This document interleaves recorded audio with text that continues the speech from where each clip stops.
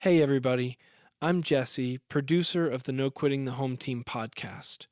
I wanted to give a quick disclaimer in that while we hope anyone who listens would gain wisdom and insight from Dave and Renee's conversations, this is still a podcast intended for married couples, and to that end, there will occasionally be dialogue around sexual intimacy and other related topics. So, for those of you who may be single and particularly sensitive to this subject matter, or those who may be listening at home or in the car with their kids around, we wanted to give you a heads up in advance so that you might continue listening at your own discretion.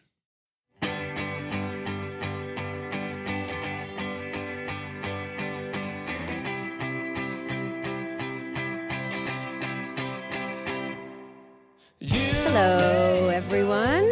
Welcome to a non-designated seasonal podcast, No Quitting the Home Team. That made hardly any sense. I'm Renee. I'm Dave. I'm Michael. And I'm Jillian. We have friends today. Hey. Woohoo! The Goldsteins are here. We don't know why they invited us. Oh, I think it's because we're married.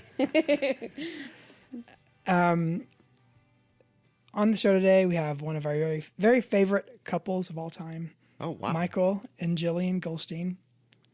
They have been friends, part of the church. Michael has been a longtime mentor of Will, our oldest, and we've journeyed together, and we've talked about the podcast, and we've talked about marriage, and it's a joy to have you guys on the show. yeah. Thanks for We're having glad us. to be here. Long-time listener, first-time guest. First-time caller. We're kind of fascinated with the seeing marriage from a different generation too, and so I think we've just fully exhausted Gen X wisdom related to marriage, and so we love it to see. We love to see younger people doing marriage well, and love that perspective, and hope to learn from that perspective too. Yeah. So it's part of the reason. And I said this with Jesse when we had Jesse and Michelle. Our kids look up to you guys so much, and you have no idea until you have older kids how just essential it is for them to have people that they love and look up to aside from you. And the fact that you guys fill that role, I'm so grateful. So incredibly grateful. Yep. Thanks. Good job, Jillian. So my kids are watching your marriage way more than they're watching ours. Oh, boy. It's true. Man, I never thought of that. That put a lot of pressure on.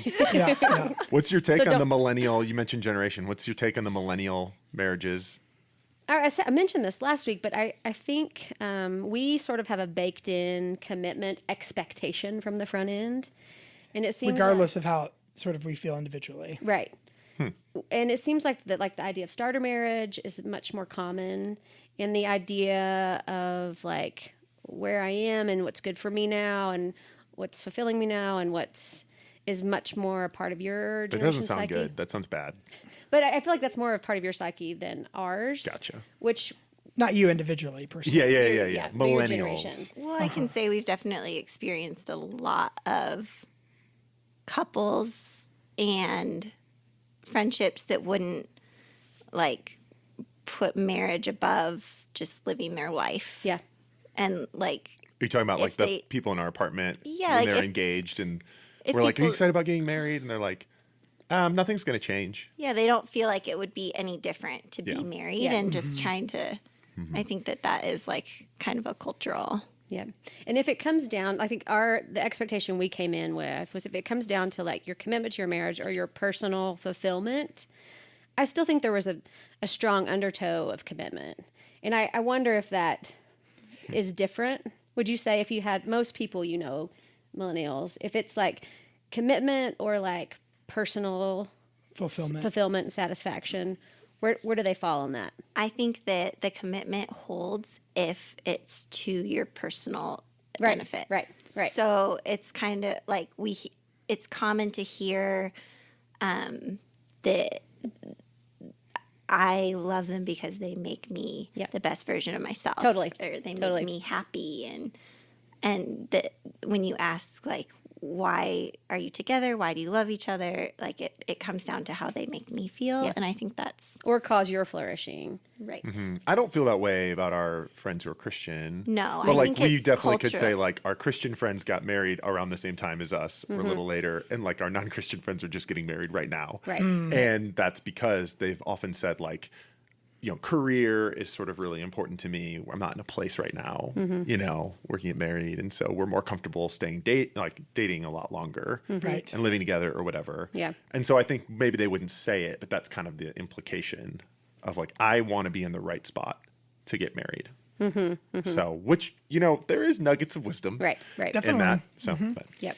Well, hey, later on the podcast, we're going to talk about the nature of love itself. What does it mean to be in love? What does it mean to experience a deeper version of love? And how do we navigate going, quote, in and out of love in the context of marriage?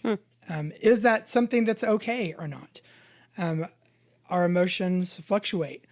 To what extent should that be expected? Or is there something wrong if you don't have those same kind of in love feelings? This is Dave's teaser for his serious section. incredible teaser. Uh-huh. I cannot wait. Yes, yeah. So that's coming up. That's coming up a little bit later on the show. But right now, I'd like to know, Renee, how are you doing right now? Let's let the Goldsteins go first. 'cause Okay. Mine's going to be more somber than I want to start out with. All right. How do you know it was ours? Yeah, I was going to say the Goldsteins. You just assumed. Yeah, You're just happier people than we are. Yeah. We talked about this segment. I basically said it's like buying a birthday present for your wife, where it's like, it's more helpful if you know kind of what they're going to get you before you get them a gift. So it's Jillian, commensurate basically, level of- your birthday, you get my birthday gift first, because my birthday is like 18 days before yours. Yes. So why don't you go first, so then I know how to respond accordingly. Sure. I'm doing good, and I think our marriage is doing good. This has been a fun week for me because I left town on a like faith-based yoga retreat with my Fun. sister, and so Michael took over and became like Mr. Mom. Mr. Dad. Yeah. So Mr. Mom. Which and you so- had never been, it was 2 nights, you'd never been away from the girls that long, right? By yourself. both girls. By yourself. Right. Yeah, both girls. Both Yeah. girls. Yeah. So And tell our listeners how old your Oh, girls yeah. are. We have 2 girls, 3 and 1. 3 and 1. Yeah. And so, yeah, it was like a fun getaway for me. And it was in the middle of the week, which made it a little logistically complicated. But I was just grateful for Michael. And so I've had like a very great, I don't know, refreshing week. And then I thought today I was sensed like this aura, so zen. kind of like you're very centered. Yeah. seem And then I very- went back. Light. You seem light. Peaceful. Yeah, and then I yeah. went back to work today, and I was like, "Oh no!" So the aura Another is leaving, retreat. but- Retreat next week. Yeah, but but yeah, so I think that just personally and in really in return, our marriage is I'm just grateful and I'm like that was really nice. So can you give it a number on the proverbial scale of 0 to 10? Yeah, numbers are so hard all the time. I would say like a 7 or 8. It's just high up there, solid. Okay. Feels like you got me a gift under $100. So now I kind of know where to Yeah. go with that, But thoughtful. But it was a great gift. Yeah. Man, I was going to go minimum 8.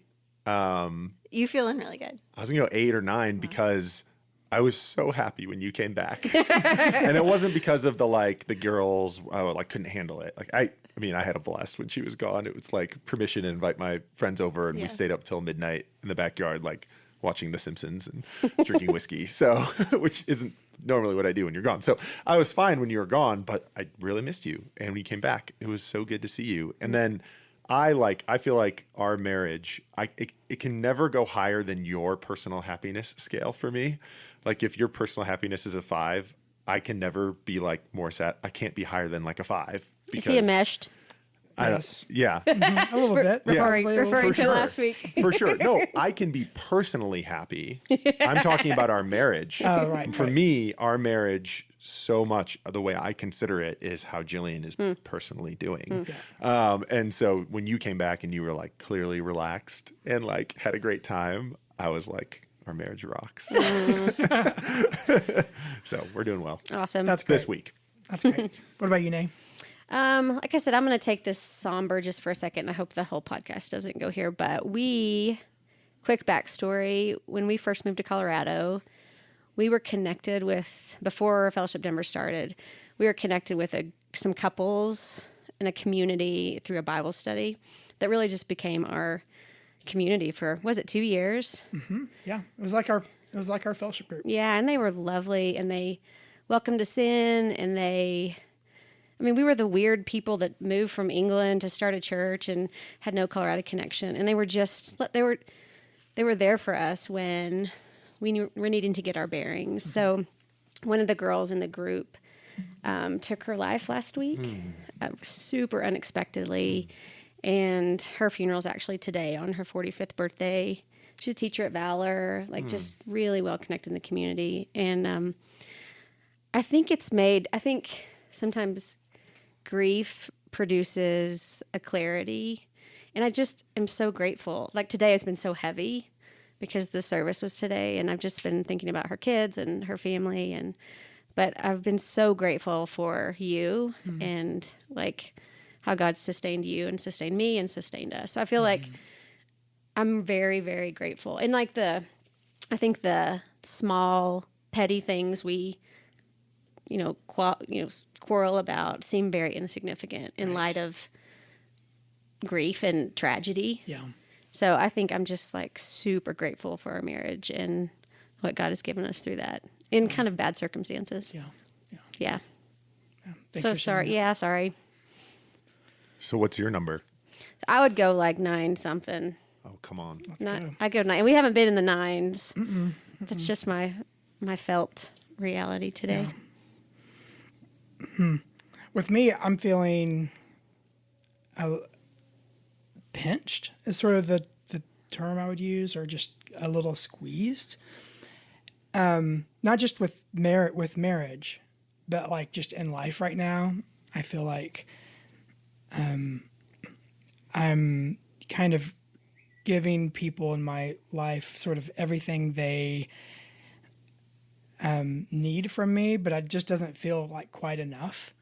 And so like at home, I'm trying to be present with you and the boys, but then at work, I'm trying to be present with the church. And then, Do you feel like I'm communicating to you that it's not enough? well, but I have this other writing project, that I'm working on. Yeah. And it was due a week and a half ago, and I'm still just working on it. And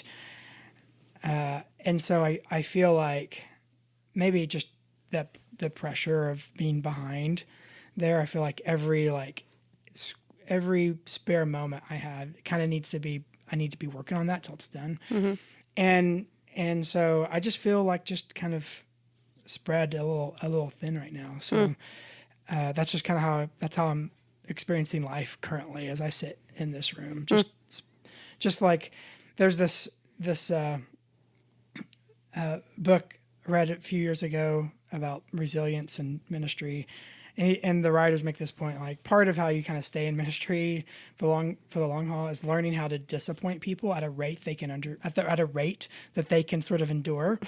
And so right now I just feel like I'm spreading out disappointment to all the people in my life, but hopefully at a rate that sort of keeps palatable me, for them. that keeps me in relationship with everyone in good graces, but definitely just spreading out disappointment. That's how I feel. I'm not disappointed by you, Dave. Oh, thanks. From one coworker to the next. Oh, I appreciate that. Yeah, Mike. you're welcome. And I'd tell you if I was. I know. Yeah. So we're ranked low, huh? Well, no, actually, marriage is, I think, ranked high. This is just how I'm feeling. Yeah. I'm feeling like I'm disappointing people in my life. But you're the I don't one. feel like we have had seasons where I've said as much. Right. And I don't feel like I've No. said or communicated that. Although I have asked you to do things in the evenings, like run to Trader Joe's. And Well, like, so are things like that, like you're like, oh, I have to work on this. Stop. it's not, well, that's the thing. Like last night, for example, we had our Chicago shows on. That's a whole other episode. We can't go But there we have our yet. Chicago shows on. Like And I- 911 and Chicago Med. I love this. Chicago Fire. Chicago PD. is And you know great. who drives this? Beckett. Beckett Moreland. Yeah. No, Beckett Moreland. Yeah, loves it. It's great. Yeah. So anyway, Why can't a giant squid come out of Lake Michigan? It's a thing. Watching the Chicago thing shows it's are a deal. thing. It's a deal in thing. our house. So last night, I said before the show started, I've got to work on this, and on my writing project. And you were like, "Oh, okay, okay." Clearly, it wasn't like I get it. You just got to go do it. It was like okay, and then I was like, "Oh man, it's not going to be worth me writing." And not being with you and Beckett to watch our shows. So I watched the shows for 3 hours with you instead of doing the writing project. And then But I didn't say. I didn't. No, it wasn't. I'm not saying it's on you. I'm just Okay. saying this is a diagnosis of my own Okay. sort of failure of nerve. And, but then that increases sort of the anxiety so Right. that today I have some time to write. And then I had made a commitment that I'd forgotten that I'd made. And so all of a sudden my morning of writing got screwed all up. And so now I'm just feeling behind. And anyway, so that's the deal. No. But it's on me. Sorry, hen. No, that's all right. All right. Dun dun dun. Dun dun dun dun dun. Just leave that in.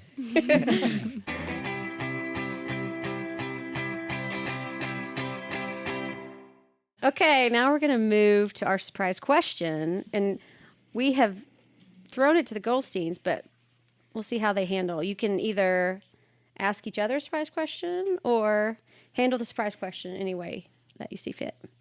Where do you want to go, Jillian? I have one I can ask them.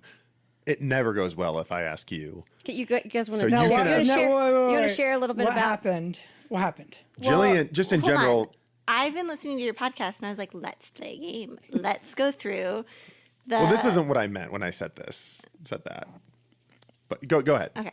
And I said, let's go through like the podcast The format. segments, And we yeah. actually went out of order, which was to our benefit because we came to the surprise question like a little bit later. And I feel like I threw like a real like kind of kind surprise question Michael's way.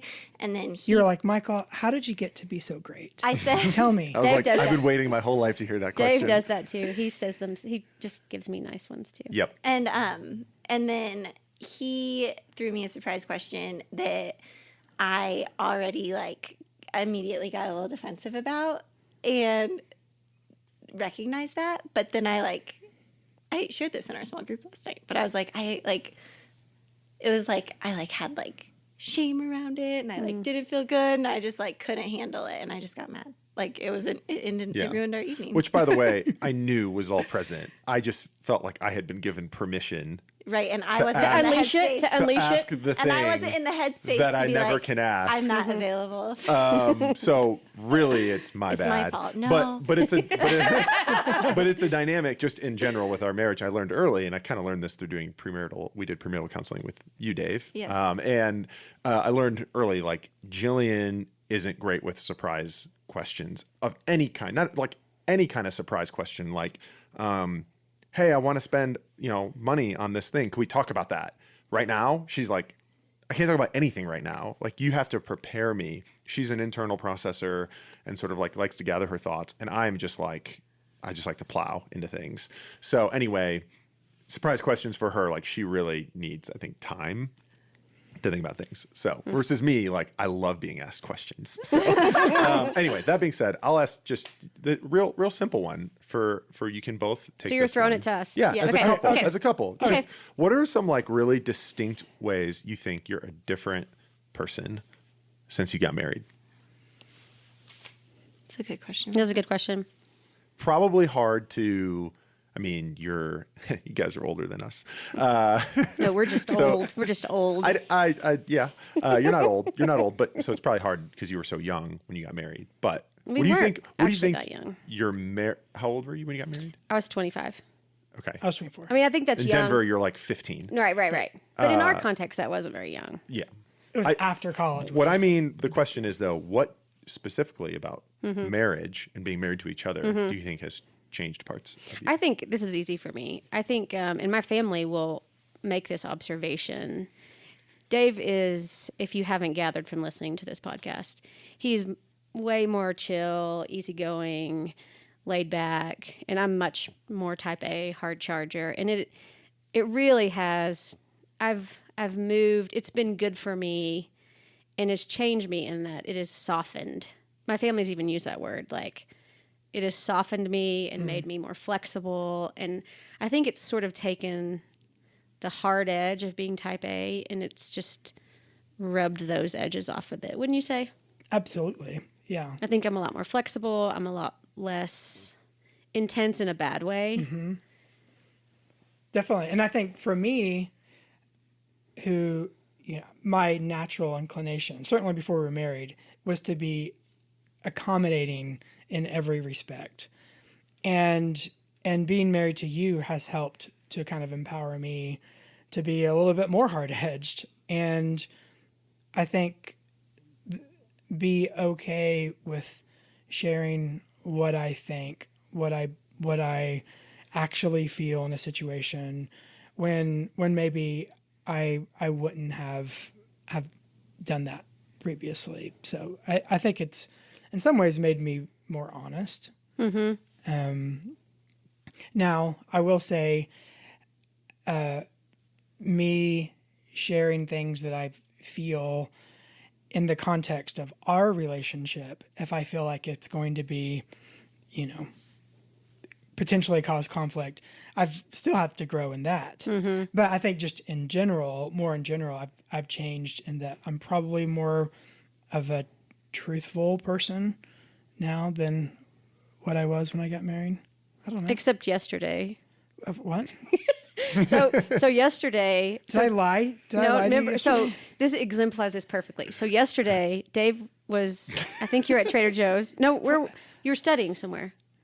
I don't know. Yeah, I don't you know do the know context. this. So I don't know. So I'm on my computer and I'm getting my hair highlighted tomorrow, and I very rarely do that. And so I was looking at because we're getting family pictures. It's a whole thing. We're getting family pictures. I'm stressed about it. I was telling the truth. And Just a second. So I'm on my computer looking at pictures of highlights in people's hair, and Beckett gets on my computer and he's like, I want to play a trick on Dad, and he finds a picture with purple highlights, which is great. It just is not, obviously I am not someone Be who careful. probably, I no that's just not me. I wouldn't probably. And so he said, and it was like blonde, like super platinum blonde with purple and blue highlights, and then it was like super curly. And so he sends it to Dave in my email, Beckett does, and says, hey honey, what do you think of this? Great prank, Beckett. And so to which Dave replies, I think it looks great. No. No, and Beckett and Ian were like, see, Dad will never criticize anything. Dad, of course he's going to say that. He would never say that I looks wish we could terrible. go back and look at that email. I said, now If by only there was a way. hairstyle, I exegeted the question. I was like, do you mean hairstyle or do you mean the texture of the hair itself? The hairstyle. This is not an accurate retelling of how the email went. Oh my gosh. So this is a great example of how both of you just lied to me. You are extremely forward right now in this moment, and you also didn't tell the truth. So, That's right. So we that was haven't real- changed. We haven't changed. It's 2 steps forward, People don't 10 steps change. backwards. that was a really sweet answer, Yeah, actually. I thought it's it was true. really sweet. All right. Cool.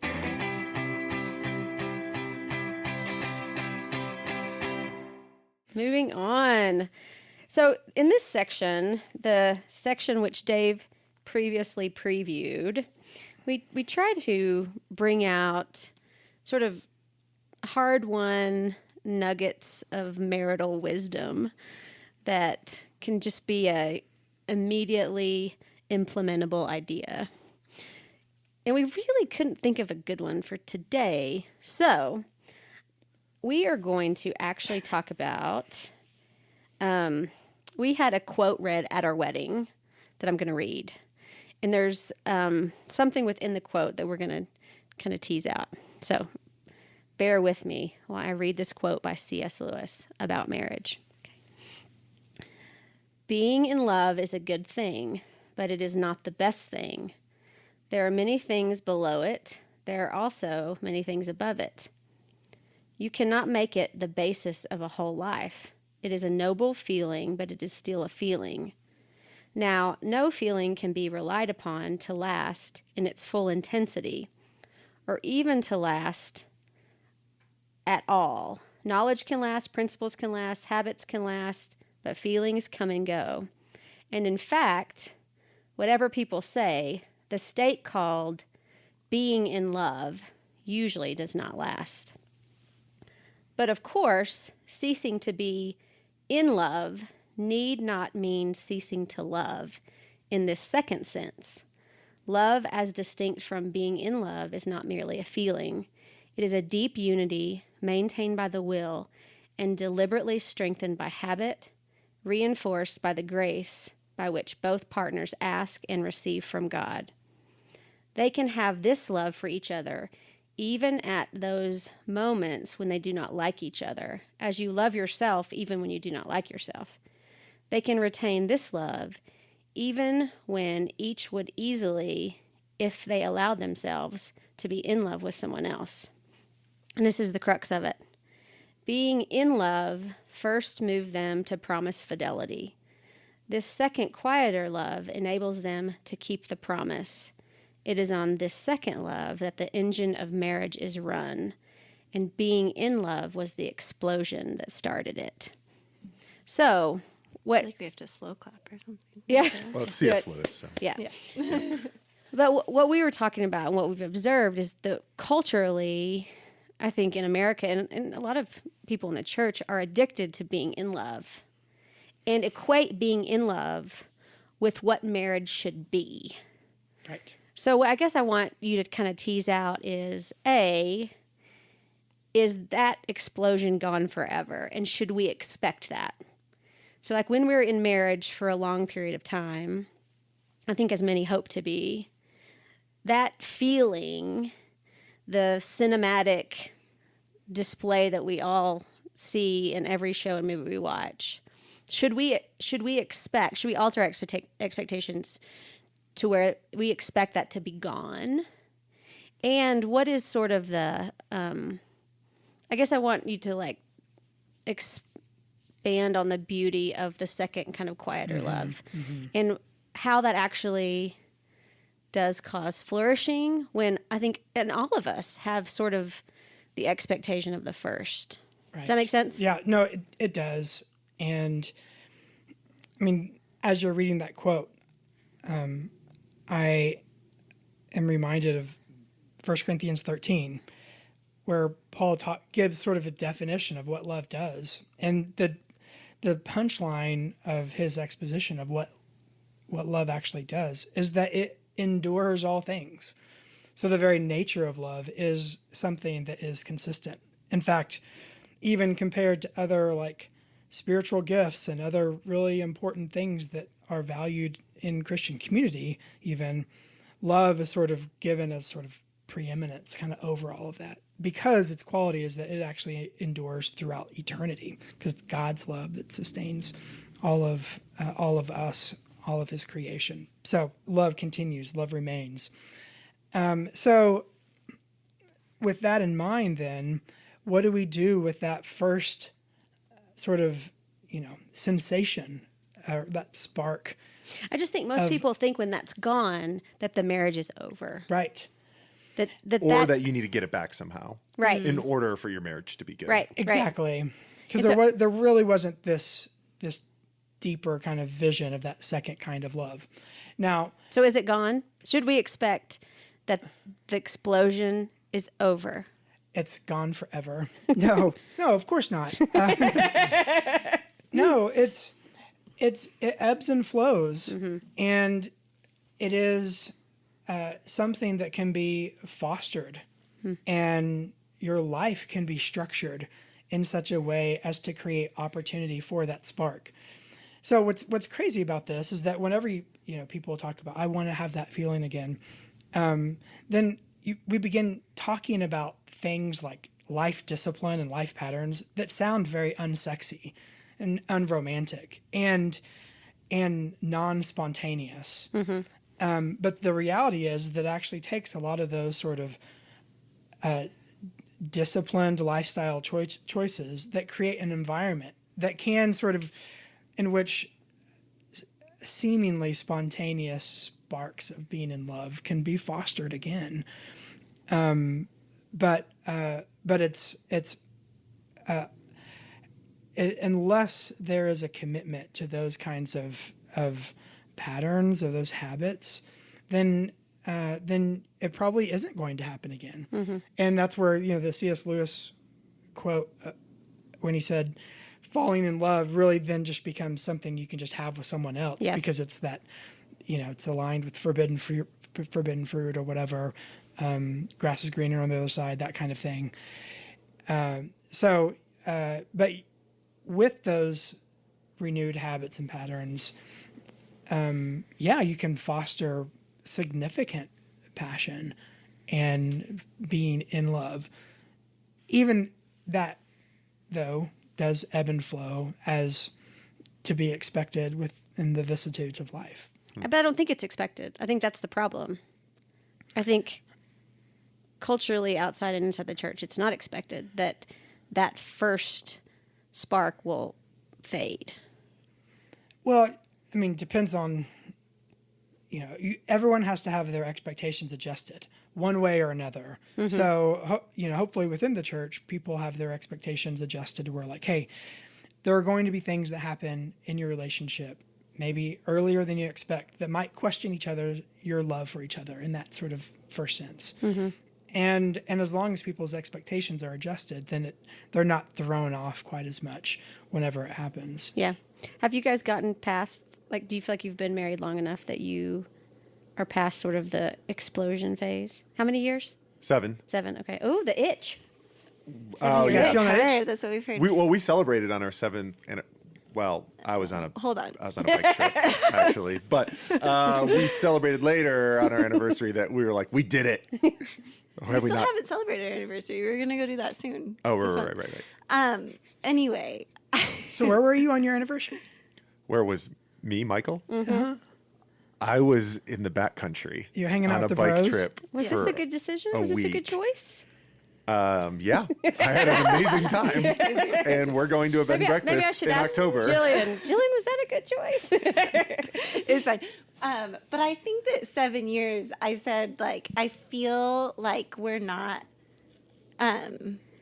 newly married anymore. I feel like it's almost like a number that you say that's like, oh, we have some weight behind our marriage. Some credibility. And in Hollywood, you'd be like ancient Yeah, married. I should be on my 4th marriage by now. I do feel like it's there's definitely some experience or something. I feel like 7 is But you care about this topic. You care about the romance and the fairy tale marriage. I feel like that's important to you, not in an unrealistic way, but Yeah. I remember you were pretty averse when we were first married or getting married to anybody who wanted to hit you with the realism of marriage. The I thought it was so negative. realism. We received a ton of negativity when we were engaged. From just old crusty farts. Of a lot of people, no. Tell me how terrible it's going to be. I think the primary phrase over and over again is, well, just wait. Just wait until, just wait. We get And I this was with kids too. Yeah, and I was just like, well, we're getting married right now, and I hope that, it's, long lasting. Of Let's course, bask in the spark. Yeah, but I'm not gonna just wait till everything falls apart and is really hard. Just wait till you're 7. Just wait till you've experienced this. Just wait till you have kids. Just wait. I don't know. And so I think that part of the habits and exercises that Dave was talking about, also there has to be mental habits of not falling into a negative spiral of your spouse. And Absolutely. And like, I think that needs to be like a huge part of just like being able to not say like, oh, we've lost everything. I don't think that we have a newlywed spark anymore, but I don't think that I'm like, We're definitely not the same yeah. in our relationship as we were, I would say, the first year of our marriage. And there's a ton of things that go into that beyond just us being married. Like that was the easiest year of our life. And we purposely took on more challenging and difficult things because it would deepen us and make our lives more meaningful as a married couple. That would also, and this is like having kids, you're going to have less time for each other. We have less time with each other. We have less time for romance. We have less time to engage the spark. But our life is so much richer and deeper and more meaningful, which I think is a little bit about what Lewis is getting at here. Yeah. But it's kind of interesting because when we did the podcast ourselves, Jillian, I was Dave in this one because she was like, "You do premarital counseling with people and marriage counseling. Like, what's your nugget?" And I said, "I don't have like a nugget, but it's related to this. What I tell premarital couples is like adjust your expectation. You're going to go through phases where you just like don't like each other and you don't necessarily feel love for one another. But I go, in the moments when you do, specifically right when you get married, you'll have this honeymoon.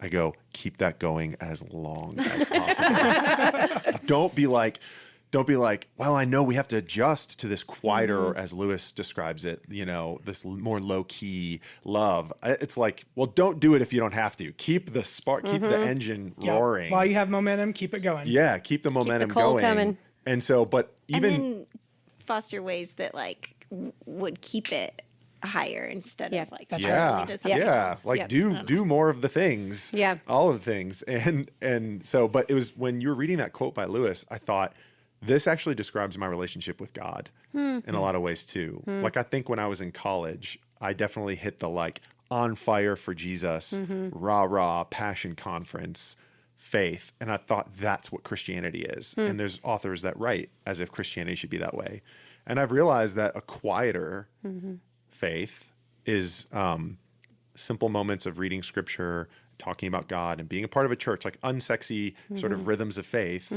have sustained my faith. Yeah. And then I still have moments of elation in worship and in really specific times. I have moments of elation with God, but overall, it's more quiet. And I would say that is like the people I see really struggle in their faith with God after college or after newly being converted don't ever transition to that style of faith. They chase the high. And I think the same thing is true for marriage. People I who think that's chase such a the good high correlation. of romance. Yeah, for sure. Was that true, Dave? You just knock it down. You're I think Yoda I here. think it is true. And the image I have in my mind is like a volcano. There is a deep sort of heat underneath the surface, and volcanoes, they explode from time to time. But what makes it so fascinating is that molten lava is there. It's just right underneath the surface, and it produces heat, constant heat, even though it doesn't often explode. Yeah. But the heat's there. Yeah. And I feel like we can kind of foster a kind of love and passion for each other that maybe isn't explosive all the time, but it still just keeps that heat going. It enables a deepening, and even like not having the volcano explode up, actually the pressure underneath is what broadens it and deepens it more when it doesn't go up. So there is something about that quiet fostering of passion, love for each other that isn't terribly showy necessarily, but that is enduring because it's transforming the interior self. Yeah. What would you say? I mean, knowing that it ebbs and flows, and what would you say to people? I mean, I just think of our peers who've been married a long time, and the ebb has been a long time. Yep. Right. Like it's been sort of the quieter love for a lot longer than they would hope. Yeah. Maybe there's some duty over delight Yeah. Yeah. And they just haven't, in their marriage. because I feel like our experience has been that it comes and goes in a good way. Like we still feel that that being in love peace. But what if you're in a situation where it's been years? Well, typically there is some lifestyle choice that's behind that experience. So usually, we've talked about this with life maps in the past, but usually that for that couple, there's like some significant disconnect in how they do life, how they see life. And they, for whatever reason, have decided to not sort of address those sort of structural problems. So oftentimes at the heart of sort of disconnect or lack of passion in marriage really is a willful resistance to sort of creating a kind of pattern in your life that fosters the kind of marriage they want. And there's trade-offs. So there's like a sacrifice. So this may mean that, you're has career implications, work implications. This may mean that you might not be able to get ahead in work. Like if, think for example, years ago we decided that me taking the boys to school was just going to be a thing that we do. And it was a decision we were going to make because we're going to value kind of that hour of time. But we did that in order to build that kind of trust, and it was a really intentional time for us with the boys. Now, that also meant that there was an hour of prime time every morning that I wasn't getting ahead in work, that I'm not writing, that I'm not doing other things that could have been really important, for me in my career. But we prioritized that time with the boys. So I think the same thing in developing marriages is it's there are only so many hours in the day. You reap what you sow. So what time are you putting into it? And that means that you have to cut out time, cut out other things that may be really important to you. So how bad do you want that a vibrant marriage? Yeah. What would you say to a couple? Because I get that. That makes perfect sense. Like, hey, if you haven't been on a date in a while, maybe you're not that romantically interested in each other. Right. But what would you say to a couple that says we're just not that attracted to each other anymore, or one spouse would say I'm not attracted to my spouse anymore? I would say, well, it depends. Everyone's different. Here are the yellow flags / red flags that immediately pop up. One is that we are sexual people. God made us to be sexual beings. So I wonder where the sexual sort of energy, the recipient of that energy. Who's the recipient currently of that energy? Yep. Who or what? Yeah. So maybe because what you view as attractive has been warped or twisted in some way. Yes. Or been put onto something else. Or, that's placed and a false, is currently being that energy is being released somewhere else. So that could be an issue. That now there are causes for why that happens, but sort of that's a current issue.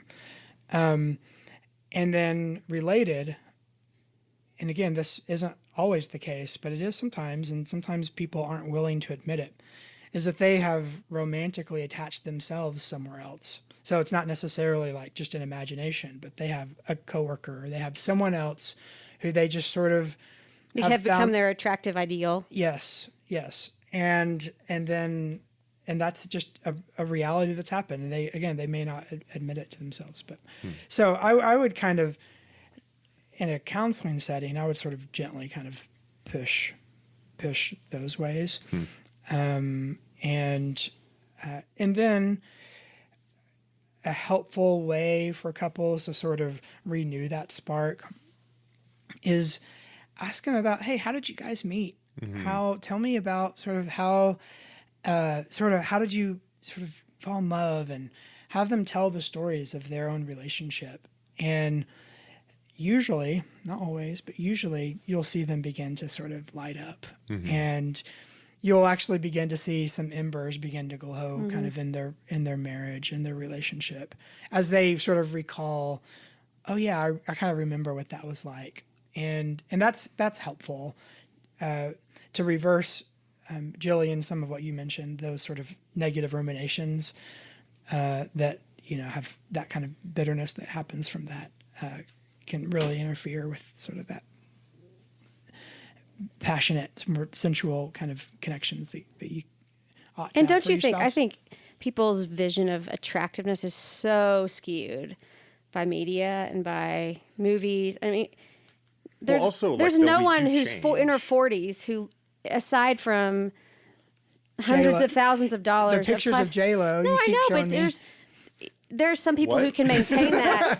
but even the pictures of what women are expected, and I've ranted about this because it's like, You're like, here, look at this. You're like, look at J-Lo. I'm like, honey, why are you doing this to me?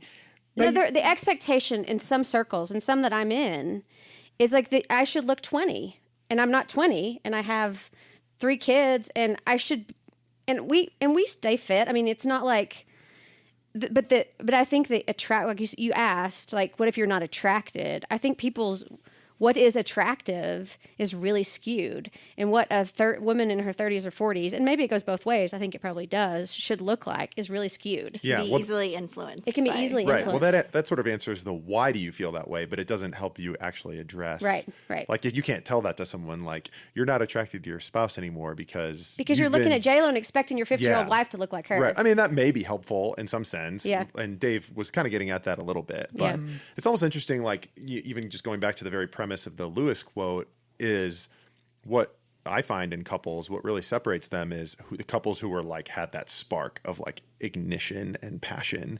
If they didn't have a friendship Yeah.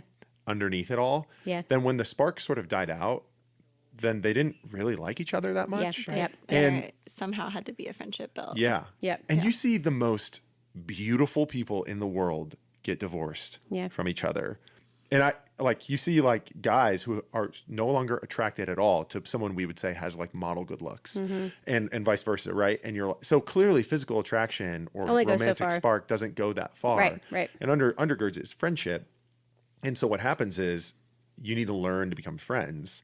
I think we had a little bit of an easier time with this because we dated for 4 years Yeah. So did we. before we were married, and we dated long distance too. Mm-hmm. It's like if we weren't friends in that time, like there Wouldn't wasn't have- it enough wouldn't have time to endured. stoke the. It wouldn't have endured. Yeah. Yeah. And then when we got married, we definitely had at least a year of just like we were very, very in love emotionally, and but I think we had this great friendship. Yeah. Like we just like being together. Yeah. You know. Yeah. I think that's true. Yeah, that's good. And often we talk about with engaged couples, how are you fostering like just hanging out? Like what sort of things you like to do together? Aligning interest and those sort of things that friends do, that friends do. And that's really important. Yeah. Renee and I, we spend as much time doing the dishes together and, watching Netflix or whatever as we do doing other like, classic kind of marriage things and romantic things, just hanging out, being friends. Yep. Doing life together. Yeah. All right. Good stuff. Good. Fun.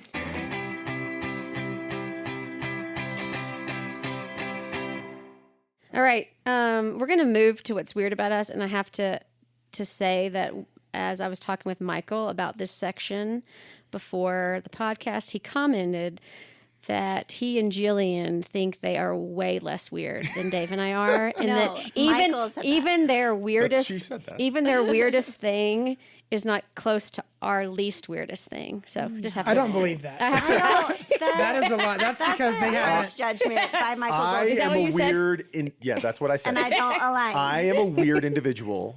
Jillian is a weird individual. You guys have more marital weirdness than we do. I think we're Okay. just like this wholesome, regular couple. So our weirdness is mainly just my weirdness. And one flesh, one weirdness, I guess. I told him to give it 13 years, 14 years. So you just haven't See been how married weird long you are. enough. Yeah. Do you want us to answer this? Yeah, go for it. Do you want to give yeah, so the context of this? I do. Okay. So Oh, boy. if you've met Michael Goldstein, then you know that he has a certain talent or affinity for pop culture and movies, and is able to quote and remember every scene from movies, which perhaps led him to get an undergraduate degree in film. which is Thank an you for listing my important- credentials. important word. And so so he cares a lot about film. And And Jillian's favorite movie is Dirty Dancing. I have a more normal perspective and I just enjoy movies. And so I like Dirty Dancing.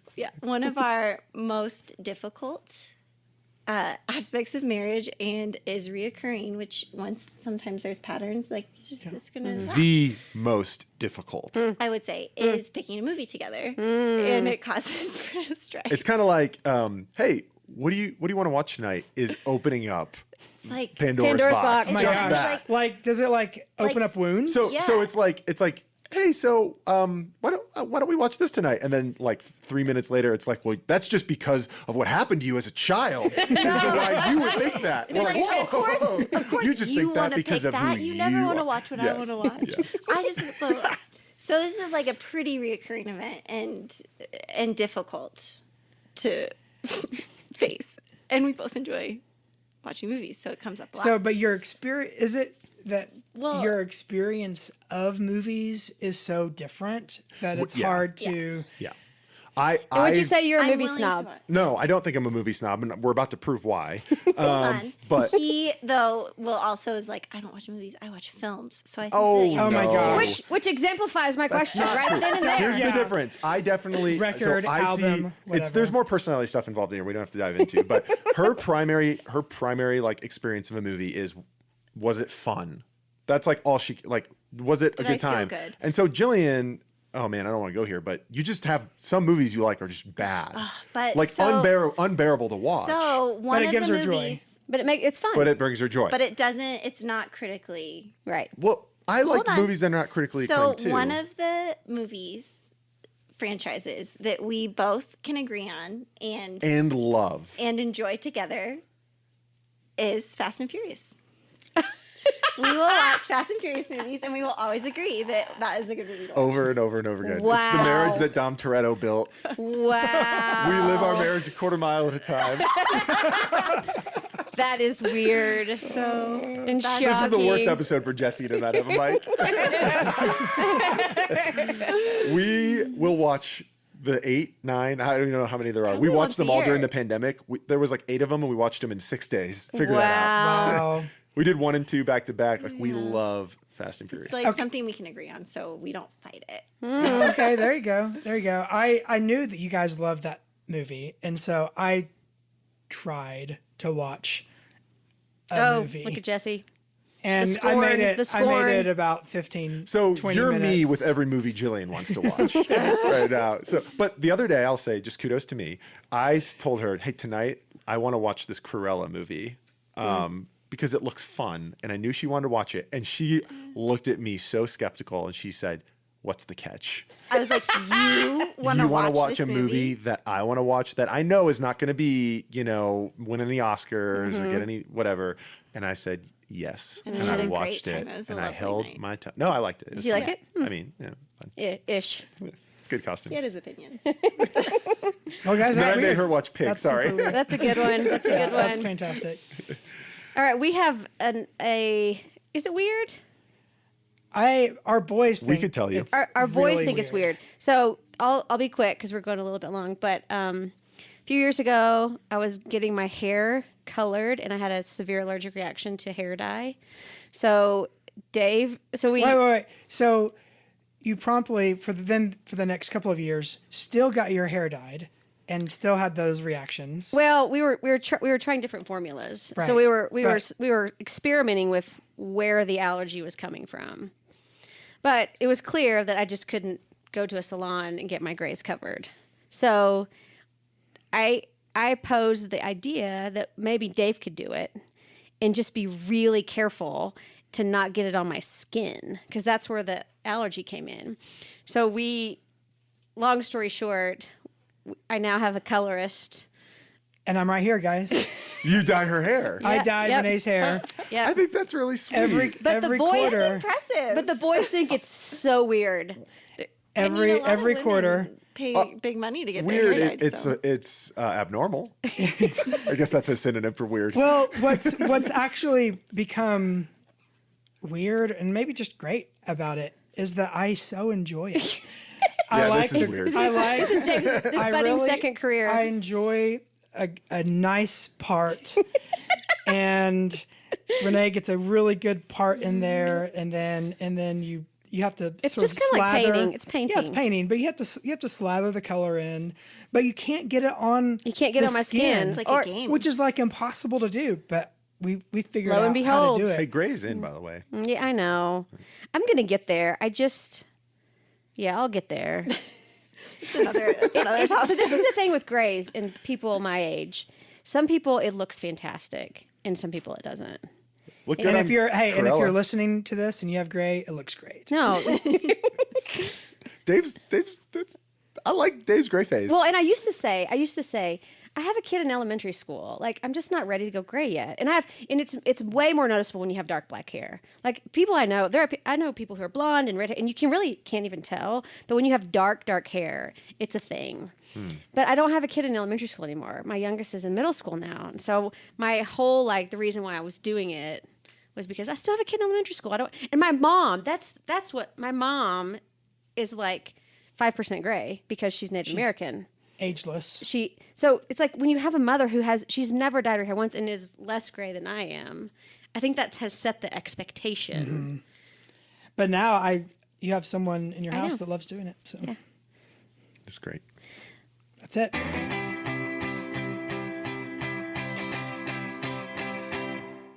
All right. Last but not least, we're gonna do quick book recs. You guys can. Last time when we had a couple on, each couple did a rec. So if you guys want to recommend something together, or if you both have recommendations that you're just dying to get out there, either way. Not together. Jillian, do you have? I don't have book Okay. recommendations. I don't have a book recommendation. I have a resource. Okay. Is it a movie? Is it podcast? Nope. Fast and I don't know. Furious. Is it Ready? music? Is it music? Everybody get ready to roll your eyes. My resource is complementarian theology. Oh gosh. What? Yeah. Oh I don't gosh. think you can say something like that and have it make sense to Hold on a second. Nothing. The Has book inc- or the actual theology? No, Dave can recommend books on this if he wants that he approves of. The theology of complementarianism it just sounds so complicated. No, it's not. Of just the different roles between men and women as applied in a marriage. Nothing has encouraged me more and encouraged good habits as a husband in me more than the theology of I'm called to be a servant leader and to put my wife first. And so I just recommend people, men specifically, dive into this theology. Oh, Jesse's coming. Jesse's coming. I'm borrowing Dave's mic for just a second. Michael, what's the best film resource for this that you and I have discussed ad nauseum? A Quiet Place.